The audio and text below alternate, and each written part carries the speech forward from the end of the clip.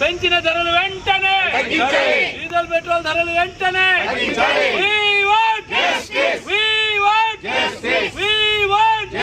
Petrol ధరలు వెంటనే పెంచిన పెట్రోల్ ధరలు వెంటనే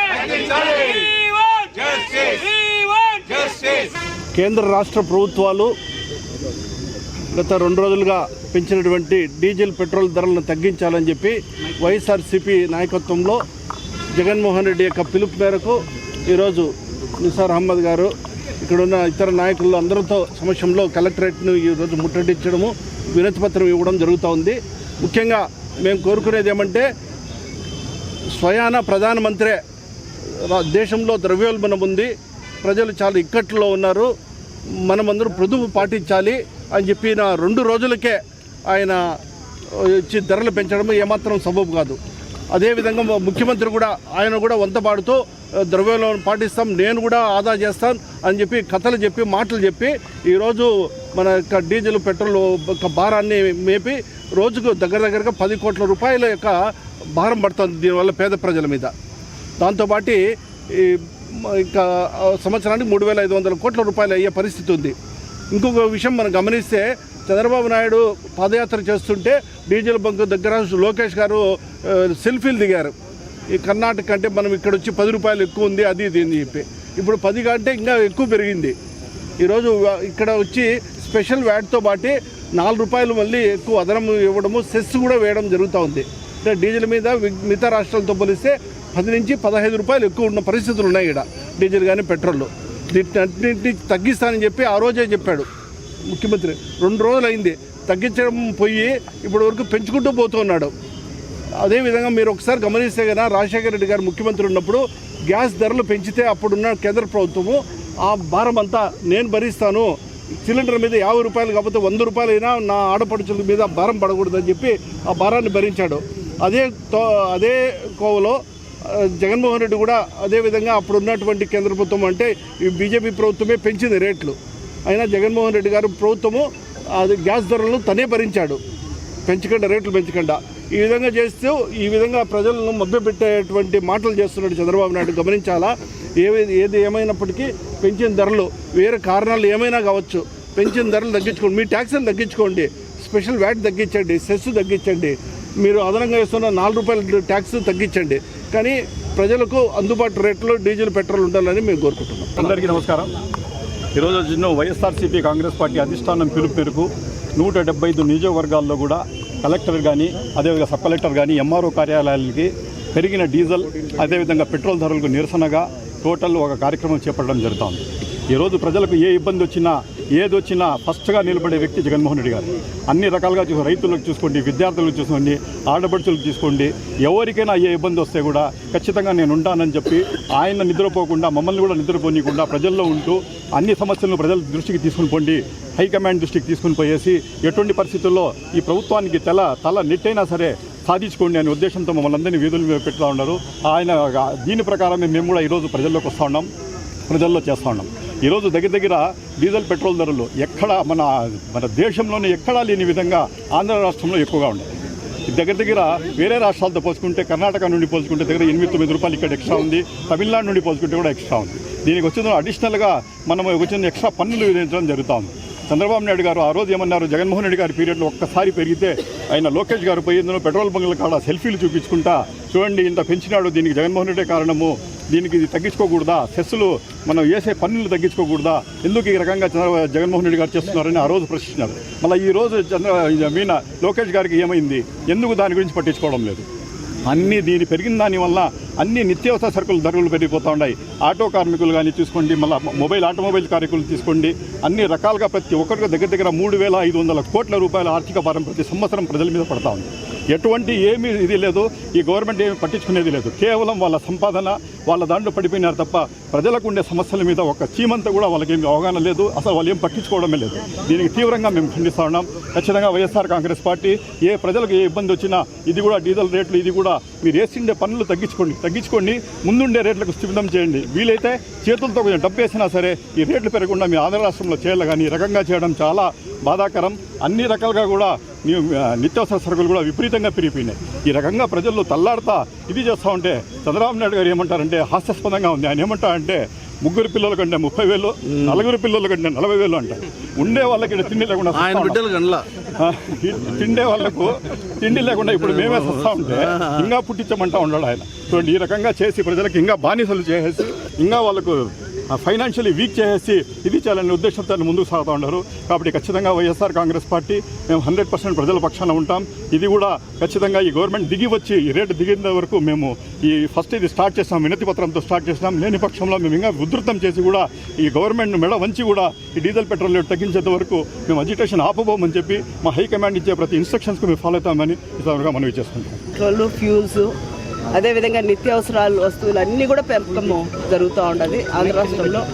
దాదాపు 2.5 సంవత్సరం అయింది తెలుగుదేశం పార్టీ గవర్నమెంట్ ఫామ్ చేసి.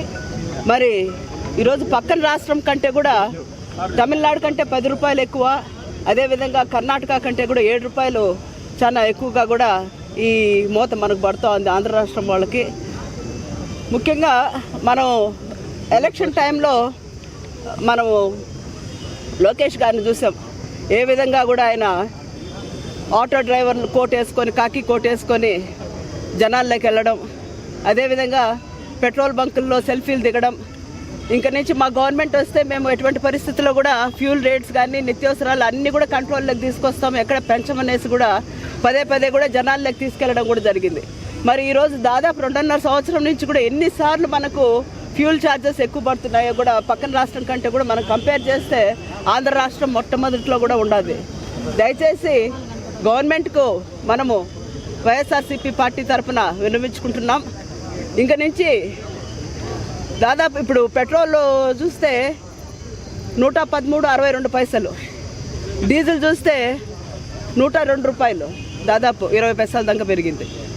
మరి పక్కన తమిళనాడులో, కర్ణాటకలో అంత తక్కువలో వాళ్ళు డీజిల్ జనాలకు అందించడం ఏంది.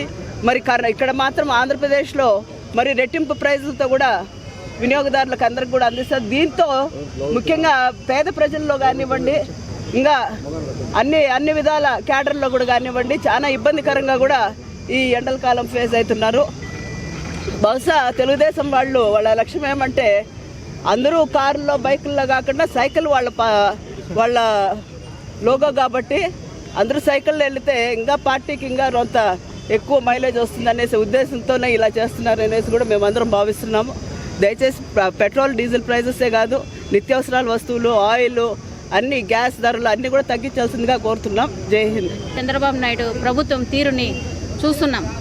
ఎందుకంటే దీని ఎఫెక్ట్ ఒక పెట్రోల్ ధరలు మాత్రమే పెరిగినాయంటే కాదు, ప్రతి ఒక్క దాని మీద, కూరగాయలు అయితే ప్రొవిజన్స్ అయితే ప్రతి ఒక్క దాని మీద ఎఫెక్ట్ అవుతుంది పరోక్షంగా. దీనివల్ల సాధారణ ప్రజలు మినిమం తినాల్సిన ఫుడ్కి కూడా కష్టపడే పరిస్థితులు ఈరోజు రాష్ట్ర ప్రభుత్వం తీసుకొస్తుంది. కూటమి ప్రభుత్వం రకరకాలుగా కళ్ళలు పూచారు. కానీ ఈరోజు చూస్తుంటే నానో పక్క, కొడుకు పక్క గేమ్ ఆడుతున్నారు. ఆయనేమో కోట్లు వేసుకొని సెల్ఫీలు దిగుతాడు, ఈయనేమో నాకేమీ తెలియదు అన్నట్టు పట్టణం ఉంది, నాకు సంబంధం లేదు, నాకు ఒక విజయవాడ ఒకటి, అమరావతి ఒకటి కట్టుకుంటే చాలు తప్పితే నాకు వేరే ఆలోచనే లేదు అన్నట్టు బిహేవ్ చేస్తున్నారు చంద్రబాబు నాయుడు గారు, సీఎం గారు. వీటన్నిటిని మేము నిరసిస్తున్నాము.